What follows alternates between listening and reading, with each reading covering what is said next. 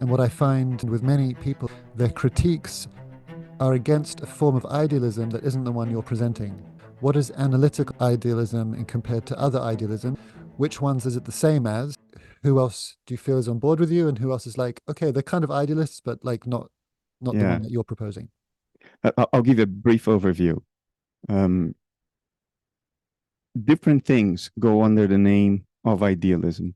Analytic idealism is a particular formulation of what we call objective idealism. And objective idealism is different from the Berkeleyan subjective idealism. So, what is the difference? According to Bishop Berkeley and his subjective idealism, to be is to be perceived. So, it is enough for something to exist insofar as it is perceived. And perception is all there is to it. There is nothing behind the perception. The perception is the reality. And that's why he faced the question, well, if there is nobody in the forest and a tree falls, nobody hears it, did the tree then actually fall? Because it was not perceived.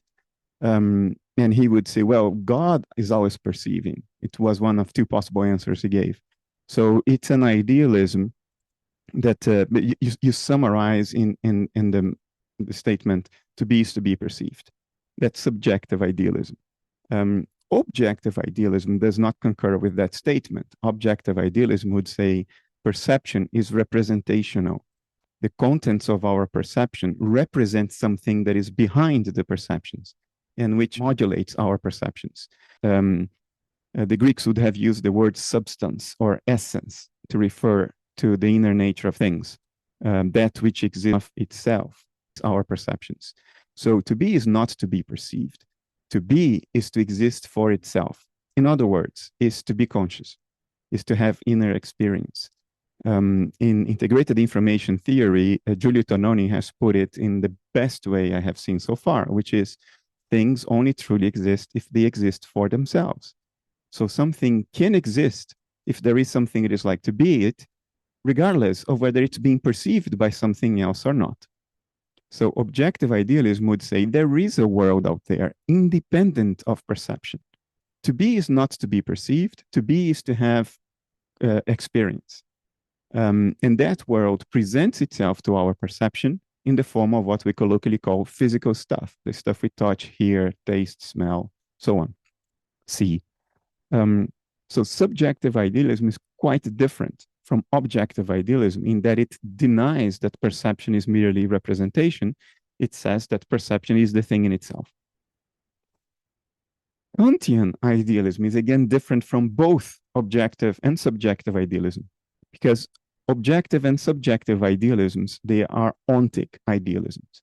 They make statements about what things are, what is the inner nature of things. But Kantian idealism is epistemic. Kantian idealism precisely does not make a statement about what the noumenal is. It basically says we cannot know. All we have is the phenomenal. All we have are the representations, the contents of our perception, that which lies behind perception and modulates perception. We have no access to.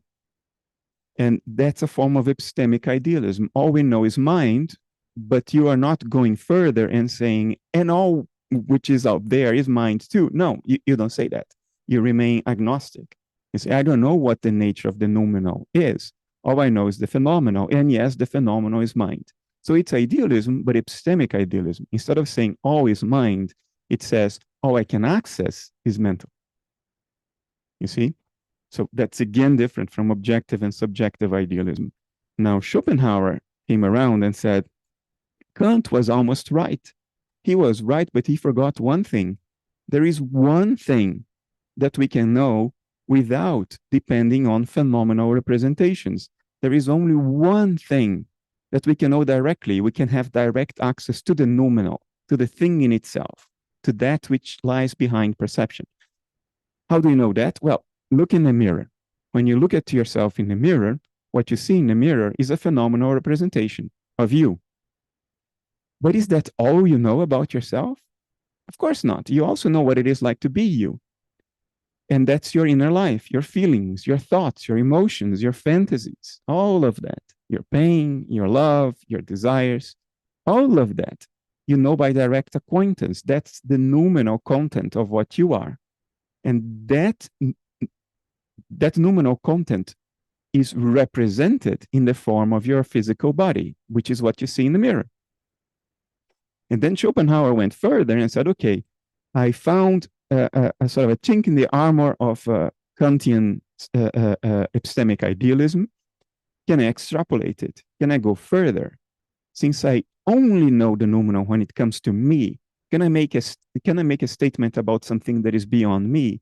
And the answer he came up with was yes. And the reasoning is crystal clear and pure. You cannot really find a problem with it. He said, look, when I look in the mirror, what I see is a material body. And I see it, I can touch it, I can taste it, I can smell it, I can hear it move around. So the phenomenal content corresponding to the noumenal content that I am directly acquainted with is material. So in other words, when perceived, when represented, my pain, my love, my desires, my emotions, my fantasies look like matter. They look like my body. And my body is made of the same atoms and fields as the rest of the universe. There's carbon in here, there's carbon out there. There's oxygen and nitrogen in here, and there is oxygen and nitrogen out there. There is no discontinuity in the field of representations, the phenomenal field, the field of perception. There is no discontinuity between your body and the rest of the world. The rest of the world, too, is material. So unless you're prepared to postulate a completely arbitrary discontinuity in nature, you have to acknowledge that if the mental noumenal in me that I'm acquainted with as me presents itself to perception as matter, then matter is the representation of mental states. And that holds for all matter. It holds for everything.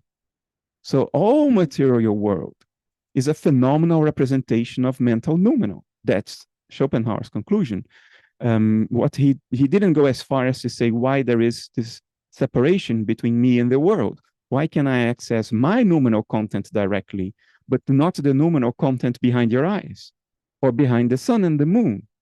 He didn't go as far. He grazed the boundary there. There is a chapter in volume 2 of The World as Will and Representation in which he dedicates the entire chapter to cognitive associations, to explain why cognitive associations are the origin of this unitary consciousness that we identify with. And if you would just have taken the next step, which is if there is a dissociation, then that unity is lost, and that's why we seem to be separate from the world. He would have completed the job, and I would never have had to do it. It would have been done then and there. It would have been the end of it. Of course, culturally, it wouldn't have been the end of it because the culture of his time was not prepared to listen to Schopenhauer. Not even his mentor and great friend, the great Goethe, was truly prepared to listen to him because he had severe interpersonal issues. He was supremely arrogant. He was an unbearable human being. So perhaps culturally, more work would have to have been done anyway. But he came very, very close to completing a story. Whether it's the ultimate story, probably not. We are monkeys. Monkeys are not in the business of ultimate stories. But he came very close to a complete story. And then in the modern world of analytic philosophy, there is a fashion of neologisms. Analytic philosophers love to give new names to things that have already been discussed before under older names, because it sounds like it's new if it has a new name. So when you hear cosmopsychism today, it's just idealism. It's just idealism. Different kinds of idealism go under cosmopsychism this, cosmopsychism that. But these are forms of idealism. Even some people who use the word panpsychism in a non-academic way, trying to say, starting from the etiology of the word and saying, well, panpsychism means mind everywhere. So it's idealism. I understand why they do that. Even a good friend of mine, Federico Fagin, did that, because if you are cultured and you know the origin of words, it seems like an unavoidable conclusion, but that's not how the word is used. So panpsychism in modern analytic philosophy tends to be constitutive or bottom-up panpsychism.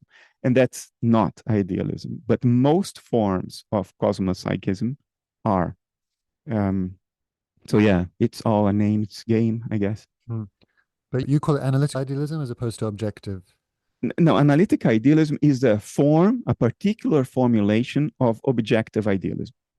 Objective idealism says there is a world out there, and what we perceive are representations of that world, and that world is mental.